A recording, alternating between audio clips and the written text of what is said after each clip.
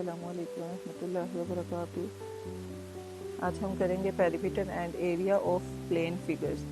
यहाँ पे हमारे पास डिफरेंट फिगर्स गिवन हैं, उनके पेरीमीटर और एरिया का फार्मूला भी गिवन है। फॉर एग्जांपल स्क्वायर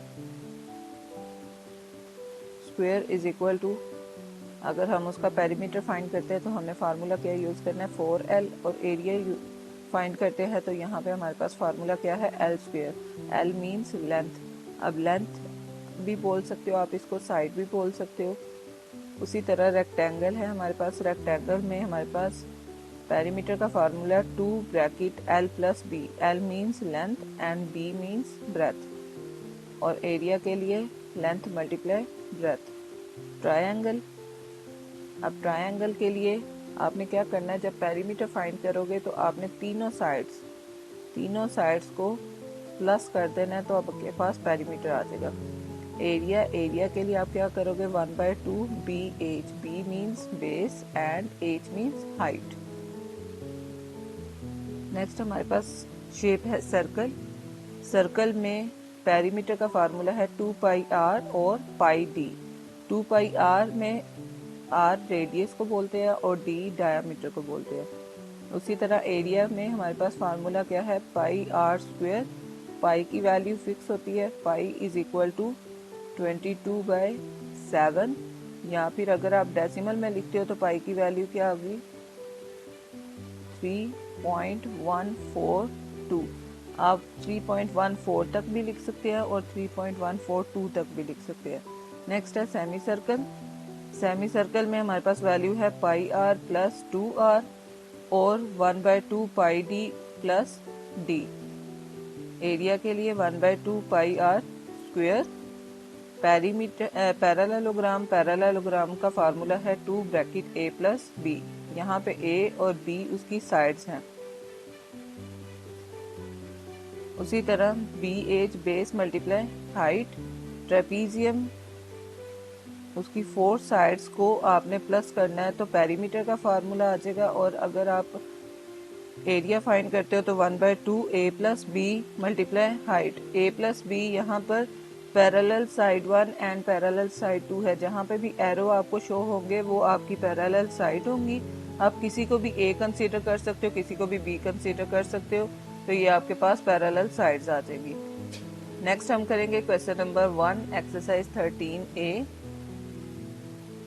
लिखा हुआ express 40 metre square in centimetre square, मतलब मीटर स्क्वायर से आपने सेंटीमीटर स्क्वायर में कन्वर्ट करना है। तो यहाँ पे हमारे पास 1 मीटर स्क्वायर में 10,000 सेंटीमीटर स्क्वायर होते हैं।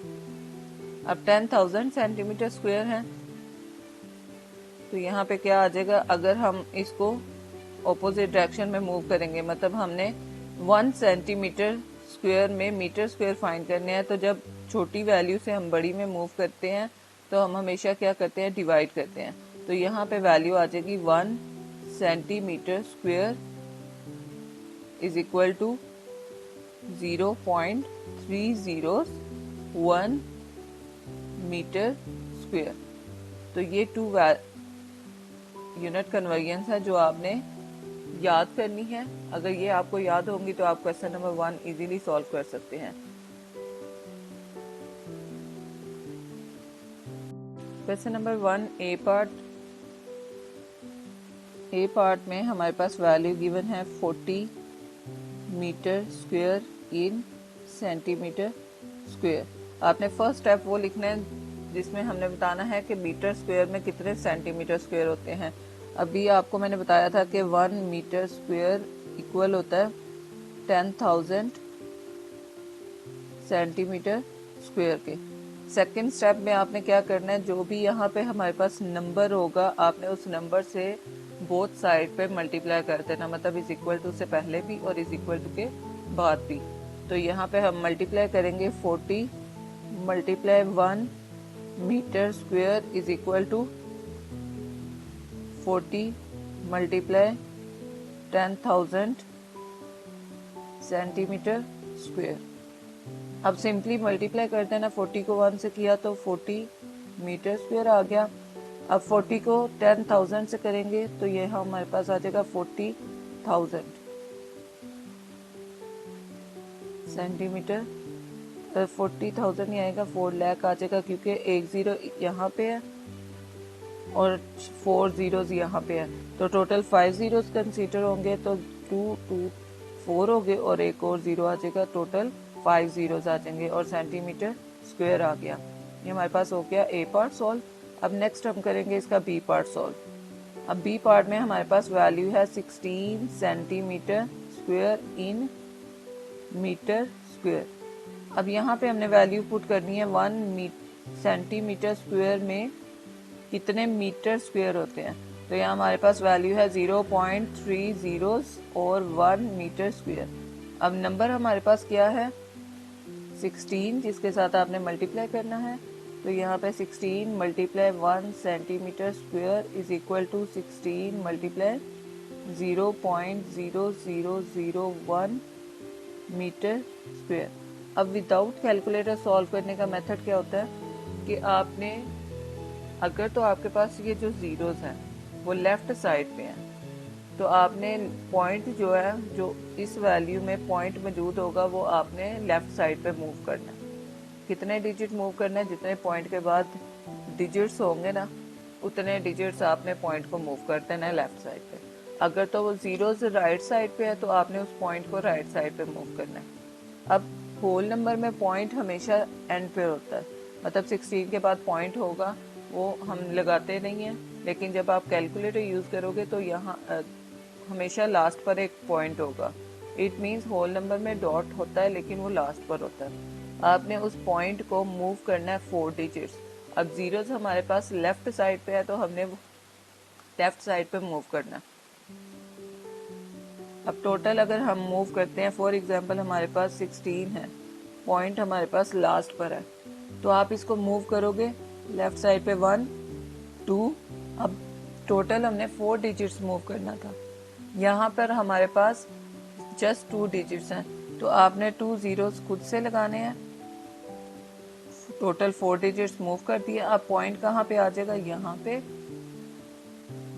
और ज़ीरो पॉइंट को प्रोमिनेंट करने के लिए हम पहले ज़ीरो लगा देंगे, तो हमारे पास टोटल आंसर क्या हो जाएगा 0.0016 और metre square as it is equal to as it is, तो 16 को 1 से किया 16 centimetre square as it is आ गया। करेंगे question number 1 C part. C part में हमारे पास वैल्यू गिवन है 0.03 metre square in centimetre square. Simply आपने लिखना है 1 metre square is equal to 10,000 centimetre square. अब यहाँ पे हमारे पास वैल्यू क्या है 0.03, तो यहाँ पे हम करेंगे solve. 0.03 multiply 1 metre square is equal to 0.03 multiply 10,000 centimetre square. 1 के साथ जब वैल्यू मल्टीप्लाई होगी तो वो सिंपल वैल्यू आ गई। अब यहाँ पे मैंने आपको बोला था अगर ज़ीरोज़ हमारे पास लेफ्ट साइड पे होंगे 10,000 में, जैसे ज़ीरोज़ हमारे पास लेफ्ट साइड पे है, तो यहाँ पे हमने क्या करना है, पॉइंट को लेफ्ट साइड पे मूव करना है। अगर ज़ीरोज़ राइट साइड पे है तो पॉइंट को राइट साइड पे मूव करना है। अगर यहाँ पे 10,000 में देखें तो ज़ीरोज़ जो है वो राइट साइड पे है। इट मीन्स हमने 0.03 वाला जो पॉइंट है वो राइट साइड पे मूव करना है। कितने डिजिट करना है, क्योंकि यहाँ पे हमारे पास टोटल 4 डिजिट्स हैं, मतलब ज़ीरोज़ कितने हैं 4 हैं, तो 4 डिजिट्स मूव करेंगे यहाँ पे हमने। मतलब अगर आपके पास पॉइंट वाली वैल्यू है तो तब भी आपने 4 डिजिट मूव करना है, अगर आपके पास 10,000 है तब भी आपने 4 डिजिट ही मूव करना है इसको। अब यहाँ पे हमारे पास पॉइंट 0.03 है, 4 डिजिट्स मूव करना है, 1 2 डिजिट्स कम है तो वहाँ पे हम ज़ीरोज़ मेंशन कर देंगे। फॉर एग्जांपल हमारे पास वैल्यू क्या आ जाएगी, यहाँ पे 3 0 और 0 आ जाएगी, क्योंकि अगर आप यहाँ पे देखें 0.03 है, पॉइंट मूव कर रहे हो तो लास्ट पे 2 ज़ीरोज़ और इंक्रीज करके पॉइंट लास्ट पे आ जाएगा। जब लास्ट पे आया तो स्टार्टिंग वाले 0 आप नहीं लिखते, तो हमारे पास आंसर मेन क्या बन जाएगा 300, तो यहाँ पे 300 सेंटीमीटर स्क्वायर आ जाएगा। इसी तरह हमने नेक्स्ट क्वेश्चन सॉल्व करना है। नेक्स्ट क्वेश्चन में हमारे पास क्या है value 28,000 centimetre square in metre square. First value लिखेंगे 1 centimetre square is equal to 0.301 metre square. अब सेकेंड स्टेप में हमने क्या करना है, 28,000 को मल्टीप्लाई करना है 1 सेंटीमीटर स्क्वायर के साथ is equal to 28,000 multiply 0.0001 metre square. उसके बाद सिंपल मल्टीप्लिकेशन होगी 28,000 centimetre square is equal to, अब 28,000 का पॉइंट्स को हमने लेफ्ट साइड पे मूव करना है, क्योंकि यहाँ पे जो जीरोस हैं वो लेफ्ट साइड पे हैं। अब लेफ्ट साइड पे मूव करना है तो हमारे पास पॉइंट लास्ट पे होगा। लास्ट के पॉइंट को 4 डिजिट मूव किया 1 2 3 एंड 4, इट मीन्स 2 और 8 के दरमियान में पॉइंट आ गया 2.8000। लास्ट वाले 0 आप मेंशन करो या ना करो, इससे फर्क नहीं पड़ता। और लास्ट पे हमारे पास आ जाएगा 2.8000 मीटर स्क्वायर। तो ये हमारे पास क्वेश्चन नंबर 1 कंप्लीट सॉल्व हो गया। Question number 2 exercise 13A, the area of a rectangle is 259 centimetre square. अब रेक्टेंगल शेप है जिसका एरिया उसने दिया हुआ है 259 सेंटीमीटर स्क्वायर। एरिया बोलते हैं सेंटर वाली स्पेस को, कि फॉर एग्जांपल एक रूम है, रूम के अंदर कितनी स्पेस है उसको बोलते हैं एरिया। अब यहाँ पे एरिया हमारे पास गिवन है, इट्स लेंथ, लेंथ मतलब हमारे पास ये जो ग्रेटर साइड होगी उसको लेंथ बोलते हैं। अब लेंथ हमारे पास गिवन है 18.5 सेंटीमीटर। फाइंड करना है हमने, ब्रेथ फाइंड करनी है, मतलब जो स्मॉलर साइड है वो हमने फाइंड करनी है कि कितनी होगी। अब यहाँ पे सबसे पहले आपने क्या करना है, डाटा लिखना है कि area is equal to 259 centimetre square and length is equal to 18.5 centimetre. Breadth आपने फाइंड करनी है। सिंपली आपने जब डाटा लिखना है आपने खुद से जज करना है कि आपके पास जो 2 वैल्यूज गिवन है डाटा लाइन में, उसमें से कौन सा ऐसा फार्मूला है जो आप इजीली अप्लाई कर सकते हो। फॉर एग्जांपल लेंथ का फार्मूला हमने नहीं पढ़ा, हमने एरिया का पढ़ा है, तो हम एरिया का फार्मूला यहाँ अप्लाई करते हैं। Area of rectangle is equal to length multiply breadth. अब लेंथ मल्टीप्लाई ब्रेथ है तो यहाँ पे आपने सिंपली क्या करना है, एरिया की वैल्यू पुट करनी है 259 इज इक्वल टू लेंथ की वैल्यू 18.5 मल्टीप्लाई ब्रेथ नहीं है तो ब्रेथ का भी लिख देंगे हम। अब 18.5 मल्टीप्लाई है तो ऑपोजिट साइड पे डिवाइड हो जाएगा, तो यहाँ पे आ जाएगा 259 divided by 18.5 is equal to breadth. आपने सिंपली क्या करना है, दोनों वैल्यूज को डिवाइड कर देना है। 259 डिवाइडेड बाय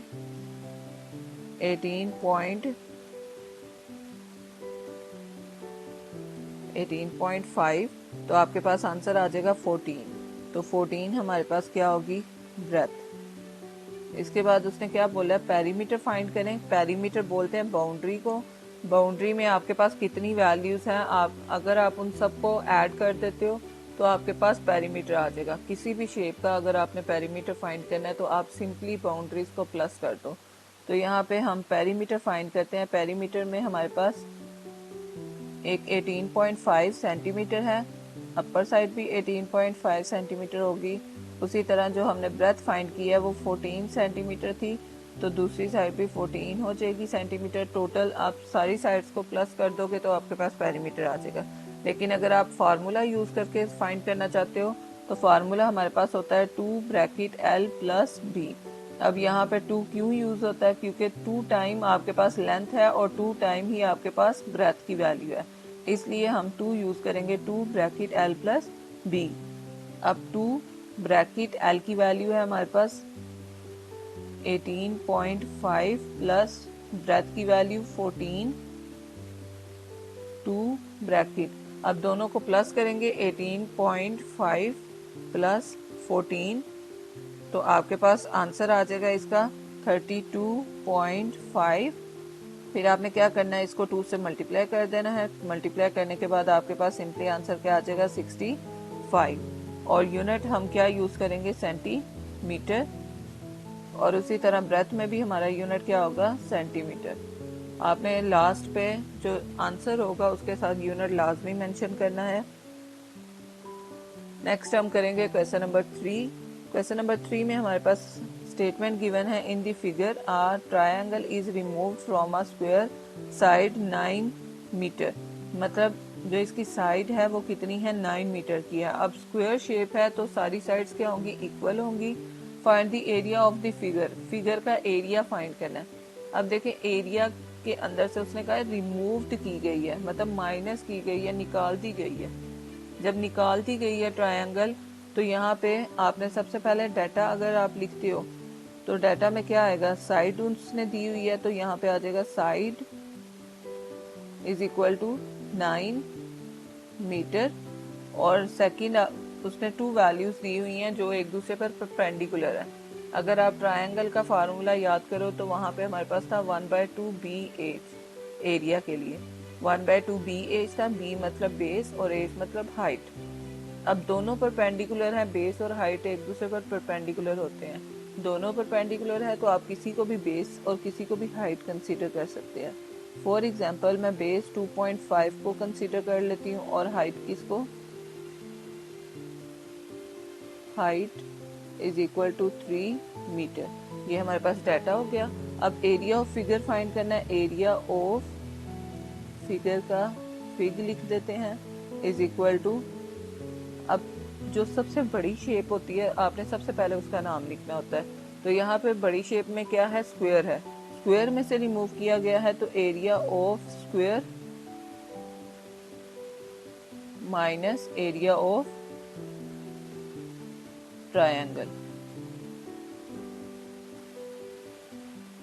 अब क्या करना है, सिंपली आपने फार्मूलाज लिखना है। एरिया ऑफ स्क्वायर का फार्मूला होता है साइड स्क्वायर एल स्क्वायर, कुछ भी लिख सकते हो। तो यहाँ पे हमने ऊपर साइड यूज किया तो मैं यहाँ पे साइड स्क्वायर लिख देती हूँ, या साइड मल्टीप्लाई साइड भी लिख सकते हैं आप। माइनस एरिया ऑफ ट्रायंगल में हम क्या लिखेंगे, 1/2 BH। अब साइड की वैल्यू क्या थी हमारे पास, 9 का स्क्वायर आ जाएगा, माइनस 1/2 B की वैल्यू है हमारे पास 2.5 और H की वैल्यू 3। तो यहाँ पे आपने क्या करना है, 9 का स्क्वायर किया तो हमारे पास वैल्यू क्या आ गई, 9 × 9 81 माइनस 1/2। अब 2.5 को मल्टीप्लाई करेंगे 3 के साथ, 2.5 × 3 तो हमारे पास आंसर आ जाएगा 7.5। 7.5 का आपने क्या करना है, हाफ कर लेना है। तो इसको 2 से डिवाइड कर देंगे तो हमारे पास आंसर आ जाएगा 3.75। अब आपने सिंपली क्या करना है, दोनों को माइनस कर देना। 81 में से माइनस कर देना 3.75, तो हमारे पास सोल्यूशन क्या आ जाएगा 77.25। और यूनिट हमने यूज कर लेना, एरिया फाइंड कर रहे हैं तो स्क्वायर में होगा तो यहाँ पे आ जाएगा मीटर स्क्वायर। जब भी एरिया फाइंड करोगे यूनिट हमेशा उसका स्क्वायर में होगा।